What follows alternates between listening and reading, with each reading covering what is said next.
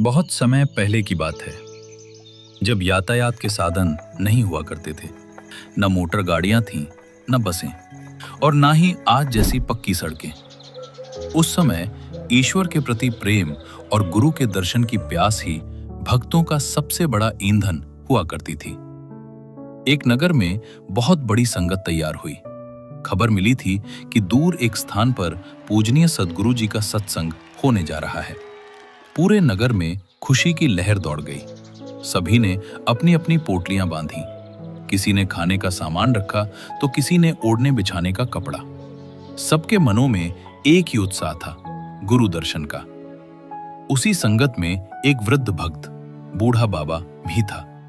उम्र के पड़ाव पर शरीर साथ छोड़ रहा था। कमर झुक चुकी थी, लेकिन आंखों में चमक किसी नौजवान से कम नहीं थी। उस बाबा ने भी अपने सिर पर एक गठरी उठा रखी थी। उस गठरी में उसके कपड़े थे और सबसे जरूरी चीज, गुरु जी के लिए प्रेम की भेंट, कुछ फल और प्रसाद थी। यात्रा शुरू हुई। सतनम वाहेगुरु और ईश्वर के नाम का जाप करते हुए संगत आगे बढ़ने लगी। कच्चा रास्ता, धूल उड़ती हुई और पक्षियों की चहचहाहट के बीच संतों की टोली चली जा रही थी। बाबा भी लाठी के सहारे सिर पर गठरी रखे, तेरा भाना मीठा लागे गुनगुनाते हुए चल रहे थे। जैसे जैसे सूरज चढ़ने लगा, धूप तीखी होती गई। संगत में जो नौजवान थे वे तेजी से आगे निकल गए। औरतें और बच्चे भी उत्साह में आगे बढ़ते गए, लेकिन वो वृद्ध बाबा धीरे धीरे पिछड़ने लगा। गठरी का बोझ जो सुबह हल्का लग रहा था, अब दोपहर होते होते मन भर लगने लगा। सांसें फूलने लगी, पसीने से कपड़े तरबतर हो गए। बाबा की चाल धीमी हो गई। संगत की आवाजें दूर होती गईं, और देखते ही देखते बाबा घने जंगल के रास्ते में बिल्कुल अकेले रह गए। शाम ढलने लगी। जंगल के सन्नाटे में अब झिंगुरों की आवाज गूंजने लगी। बाबा ने चारों तरफ देखा। दूर दूर तक कोई इंसान न था। डर और थकान ने उन्हें घेर लिया। वे एक पेड़ के नीचे खड़े होकर सोचने लगे। मेरे मालिक, ये कैसी परीक्षा है? मैं तो तेरे दर्शन को चला था, लेकिन अब ये शरीर जवाब दे रहा है। ये गठरी मुझसे अब उठती नहीं और रास्ता मुझे सूझता नहीं। अंधेरा गहराने लगा था। जंगली जानवरों का डर सताने लगा। अब बाबा के पास केवल एक ही आसरा था, प्रार्थना। कोई है यहाँ जो इस बूढ़े की मदद करे? कोई है जो मेरी गठरी उठा ले? मैं उसे उसकी मजदूरी दूंगा, मैं उसे पैसे दूंगा। बस मुझे मेरे गुरु के दर तक पहुंचा दो। उसकी आवाज जंगल के पेड़ों से टकराकर वापस आ गई। कोई जवाब नहीं मिला। हे रागीर, हे ईश्वर के बंदे, अगर कोई सुन रहा है तो आ जाओ। मुझसे ये भार अब और नहीं उठाया जाता। ये पुकार सिर्फ जुबान की नहीं थी, ये आत्मा की चीख थी। और कहते हैं, जब भक्त सच्चे दिल से पुकारता है तो भगवान को अपना सिंहासन छोड़ना ही पड़ता है। जैसे ही बाबा की आवाज शांत हुई, सामने झाड़ियों में हलचल हुई। पेड़ों के झुरमुट से एक नौजवान युवक बाहर आया। अद्भुत व्यक्तित्व था उसका। लंबा कद, चौड़ा सीना, चेहरे पर एक अलौकिक तेज। उसने एक लंबा चोला पहना हुआ था, सिर पर पगड़ी थी और एक साधारण धोती बांधी हुई थी। देखने में वो एक मजदूर या राहगीर लग रहा था, लेकिन उसकी चाल में राजाओं जैसी गरिमा थी। वो मुस्कुराता हुआ बाबा के पास आया और बोला, बाबा, क्या हुआ? क्यों घबरा रहे हो? बाबा ने हांफते हुए कहा, बेटा, मैं अपनी संगत से बिछड़ गया हूं। मुझे गुरु दर्शन के लिए जाना है, लेकिन ये गठरी अब मुझसे उठती नहीं। क्या तुम मेरी मदद करोगे? तुम इस गठरी को सत्संग घर तक पहुंचा दो।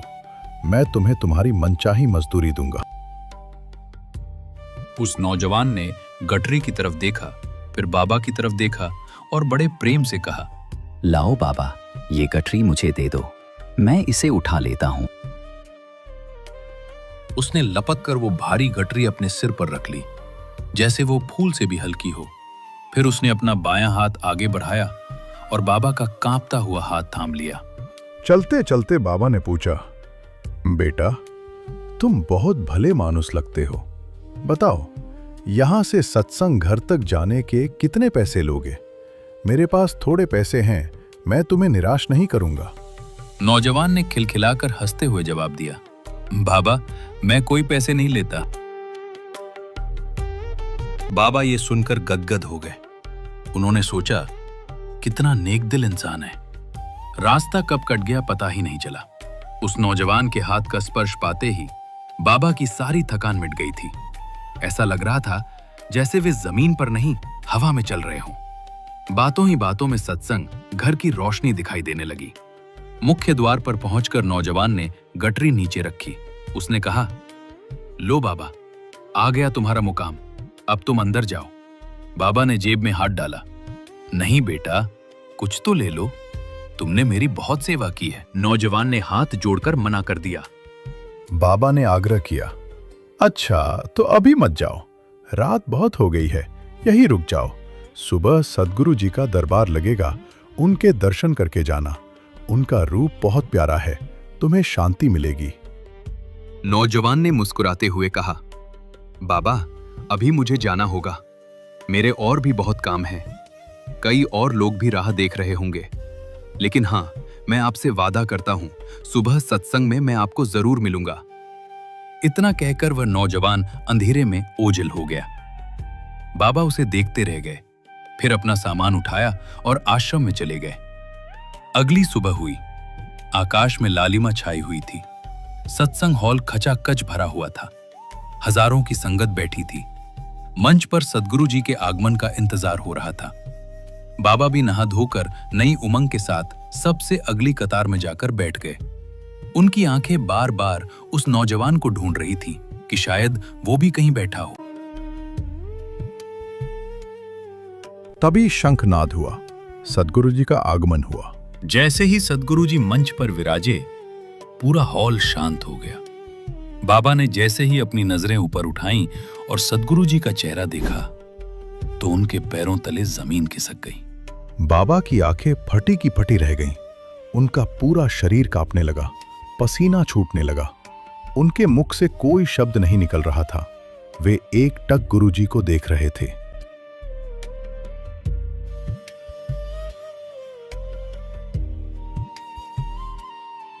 सद्गुरु जी ने अपनी अमृतमयी दृष्टि बाबा पर डाली और इशारे से उन्हें पास बुलाया। बाबा लड़खड़ाते कदमों से मंच के पास गए। सद्गुरु जी ने पूछा, क्या बात है बाबा, तुम ऐसे घबरा क्यों रहे हो? शरीर क्यों कांप रहा है? बाबा ने कांपते हुए हाथों को जोड़ा और कहा, महाराज क्षमा करें, एक शंका है मन में।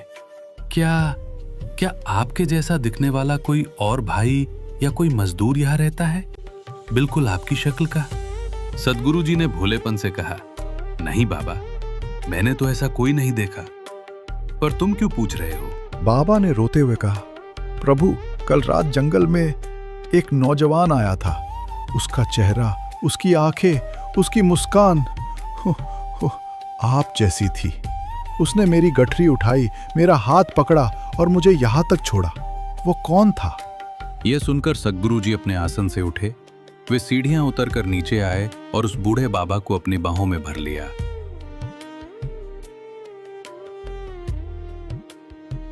सद्गुरु जी की आंखों में भी प्रेम के आंसू थे। उन्होंने बाबा के कान में धीरे से कहा, बाबा, कोई और नहीं था। कल रात जब तुमने सच्चे दिल से पुकारा था तो मुझसे रहा नहीं गया, मैं ही आया था। वो गटरी किसी मजदूर ने नहीं, तुम्हारे गुरु ने उठाई थी। ये सुनते ही बाबा दहाड़ मारकर रो पड़े। वे गुरु जी के चरणों में गिर गए। हे मेरे मालिक, मुझसे कितना बड़ा पाप हो गया। मैंने अपने भगवान से, अपने गुरु से अपनी मैली गठरी उठवाई। मैंने आपसे मजदूरी करवाई। मैं कितना बड़ा पापी हूं। मुझे नरक में भी जगह नहीं मिलेगी। बाबा का विलाप सुनकर पूरी संगत की आंखों में आंसू आ गए। बाबा, रोते क्यों हो? इसमें पाप कैसा? दुनिया सोचती है कि गुरु सिर्फ गद्दी पर बैठकर पूजा करवाने के लिए होता है, लेकिन नहीं, गुरु तो मां के समान होता है। जब बच्चा मुसीबत में होता है तो माँ ये नहीं देखती कि वह रानी है या दासी। वह दौड़ कर अपने बच्चे को गोद में उठा लेती है। जो मेरी शरण में सच्चे मन से आता है, जो मैं और अहंकार छोड़कर मुझे पुकारता है, उसका भार उठाना मेरा धर्म है। फिर चाहे वो भार उसके पापों का हो या उसकी गठरी का। मैं अपने भक्तों का सेवक भी हूं। उस दिन बाबा को समझ आ गया कि भक्ति का सौदा कितना खरा है। बाबा की झोली रहमतों से भर गई। जब सत्संग समाप्त हुआ और बाबा वापस अपने घर जाने लगे तो उनके पैर जमीन पर नहीं पड़ रहे थे। वे हर राहगीर को रोक रोक कर अपनी कहानी सुनाते। अरे लोगों, उस दर पर जाना, वहां राजाओं का राजा है जो अपने भक्तों का कुली बनने में भी शर्म नहीं करता। मैंने उससे गठरी उठवाई, उसने मेरे जन्मों जन्मों का बोझ उठा लिया। ये कहानी हमें सिखाती है कि हम अकेले नहीं हैं। जब संसार साथ छोड़ देता है, जब हम रास्ते से भटक जाते हैं, तब एक सच्ची पुकार की देर होती है। वो परमात्मा, वो गुरु किसी न किसी रूप में आकर हमारा हाथ थाम लेता है। बस शर्त यह है कि पुकार में व्यापार नहीं, विश्वास होना चाहिए। ये कहानी एक सच्ची घटना पर आधारित है। वर्तमान समय में पूर्ण संत रामपाल जी महाराज इस संसार में अवतरित हुए हैं, जो अपने भक्तों के सभी दुख दर्द दूर कर रहे हैं। ये कार्य केवल एक पूर्ण संत ही कर सकते हैं, जो सृष्टि के रचनहार हैं। संत रामपाल जी महाराज ने कबीर भगवान की प्रेरणा से एक ऐतिहासिक मुहिम चलाई है। अन्नपूर्णा मुहिम के तहत लाखों लोगों को राशन, शिक्षा, कपड़ा और मकान उपलब्ध कराया जा रहा है। हर गरीब और जरूरतमंद को इस अभियान के जरिए सहारा मिल रहा है। वेदों और शास्त्रों पर आधारित सत्य ज्ञान। संत रामपाल जी महाराज का ज्ञान किसी भी प्रकार का आडंबर नहीं है, बल्कि ये पूर्ण रूप से वेदों और पवित्र ग्रंथों पर आधारित है। वे शास्त्रों के आधार पर सतभक्ति प्रदान करते हैं। यहाँ कैंसर जैसी असाध्य बीमारियां भी पल भर में दूर हो जाती हैं। ऐसा कार्य केवल भगवान ही कर सकते हैं।